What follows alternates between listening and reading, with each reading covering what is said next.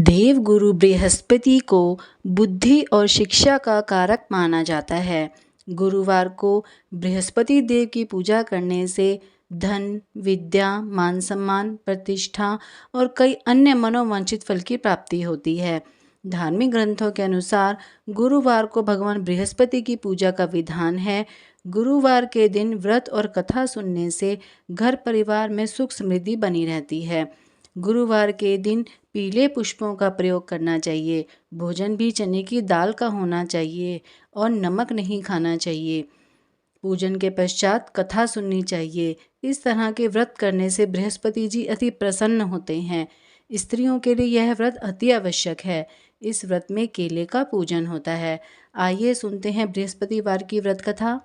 किसी गांव में एक साहूकार रहता था, जिसके घर में अन्न, वस्त्र और धन किसी प्रकार की कोई कमी नहीं थी, परंतु उसकी स्त्री बहुत ही कृपण थी। किसी भिक्षार्थी को कुछ नहीं देती, सारा दिन घर के कामकाज में लगी रहती। एक समय साधु महात्मा बृहस्पतिवार के दिन उसके द्वार पर आए और भिक्षा की याचना की। वह स्त्री उस समय घर के आंगन को लीप रही थी। इस कारण साधु महाराज से कहने लगी कि महाराज, इस समय तो मैं घर लीप रही हूँ, आपको कुछ नहीं दे सकती, फिर किसी समय आना। साधु महात्मा खाली हाथ चले गए। कुछ दिन के पश्चात वही साधु महाराज आए।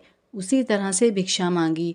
साहूकारनी उस समय लड़के को खाना खिला रही थी। कहने लगी, महाराज, मैं क्या करूं, मेरे पास आज भी समय नहीं है, इसलिए मैं आपको भिक्षा नहीं दे सकती। तीसरी बार महात्मा आए तो उसने उसी तरह से उन्हें टालना चाहा, परंतु महात्मा जी कहने लगे, यदि तुम्हारे पास समय ही समय हो जाए तो तुम मुझको भिक्षा दोगी? साहूकारनी कहने लगी कि हाँ महाराज, यदि ऐसा हो जाए तो आपकी बड़ी कृपा होगी। साधु महात्मा जी कहने लगे, अच्छा, मैं एक उपाय बताता हूँ। तुम बृहस्पतिवार के दिन चढ़ने पर उठो और सारे घर में झाड़ू लगाकर कूड़ा एक कोने में जमा करके रख दो। घर में चौका इत्यादि मत लगाओ। फिर स्नान आदि करके सब घर वालों से कह दो उस दिन सब हजामत अवश्य बनवाएं। रसोई बनाकर चूल्हे के पीछे रखा करो, सामने कभी न रखो। सायंकाल को अंधेरा होने के बाद दीपक जलाया करो तथा बृहस्पतिवार को पीले वस्त्र धारण मत करो, न पीले रंग की चीज़ों का भोजन करो। यदि ऐसा करोगी तो तुमको घर का कोई काम करना ही नहीं पड़ेगा। साहूकारनी ने ऐसा ही किया। बृहस्पतिवार को दिन चढ़े उठी, झाड़ू लगाकर कूड़े को घर में जमा कर दिया।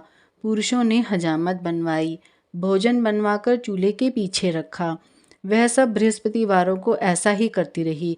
अब कुछ काल बाद उसके घर में खाने को दाना ना रहा। थोड़े दिनों में महात्मा फिर आए और भिक्षा मांगी, परंतु सेठानी ने कहा, महाराज, मेरे घर में सब कुछ था, तब भी मैं आपको कुछ नहीं देती थी। अब पूरा समय है, तब भी मैं कुछ नहीं दे रही हूँ। तुम क्या चाहती हो वह कहो। तब सेठानी ने हाथ जोड़कर प्रार्थना की कि महाराज, अब कोई ऐसा उपाय करिए कि सब कुछ पहले जैसा हो जाए। तब महात्मा जी ने कहा, बृहस्पतिवार को प्रातःकाल उठकर स्नान आदि से निवृत्त होकर घर को गाय के गोबर से लीपो तथा घर के पुरुष हजामत ना बनवाएं। भूखों को अन्न जल देती रहा करो। ठीक सायंकाल दीपक जलाओ। यदि ऐसा करोगी तो तुम्हारी सब मनोकामनाएं भगवान बृहस्पति जी की कृपा से पूर्ण होंगी।